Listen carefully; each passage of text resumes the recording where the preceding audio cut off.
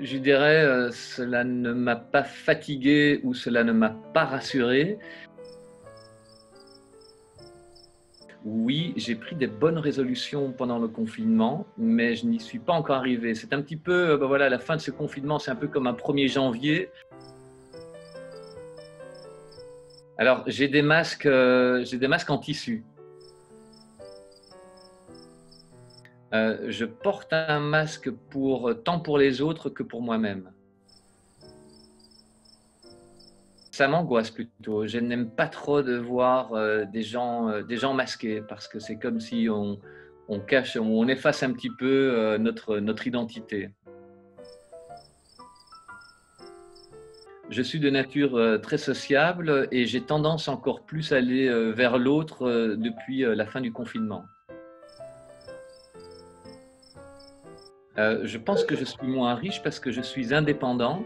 C'est vrai que le début du confinement a marqué quand même la rupture de certains contrats. Donc, c'est vrai que je peux dire que je suis plutôt moins riche. Le film Contagion.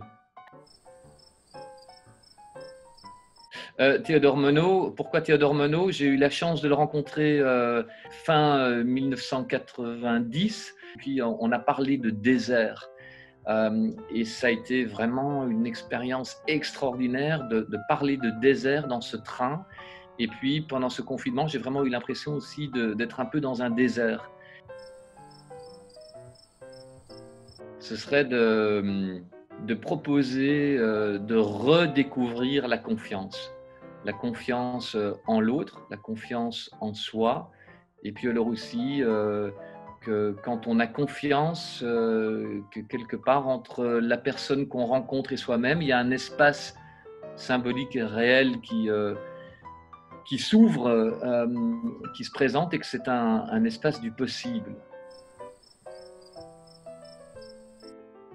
Alors, par rapport au monde d'après, c'est vrai qu'ici dans les rues de Bruxelles, on aurait tendance à croire que le monde d'après, ben, c'est un monde où il y a moins de voitures, où les gens se parlent plus, où il y a peut-être plus de confiance.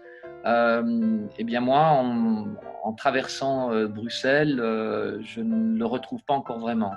Mais ça ne veut pas dire qu'il n'a pas commencé. Je ne le vois pas encore, je ne le perçois pas. J'ai l'impression pour se rassurer, on s'agrippe à nos anciens modes, peut-être à nos vieux schèmes mentaux. Et pourtant, je pense qu'il y a quelque chose de nouveau qui a émergé, mais on ne le voit pas encore.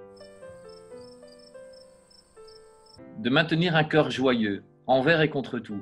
D'avoir foi dans la joie et que la joie est un accouchement et que la joie nous mène à vivre un accouchement vers quelque chose de nouveau, de différent, sans peut-être savoir ce que ce sera.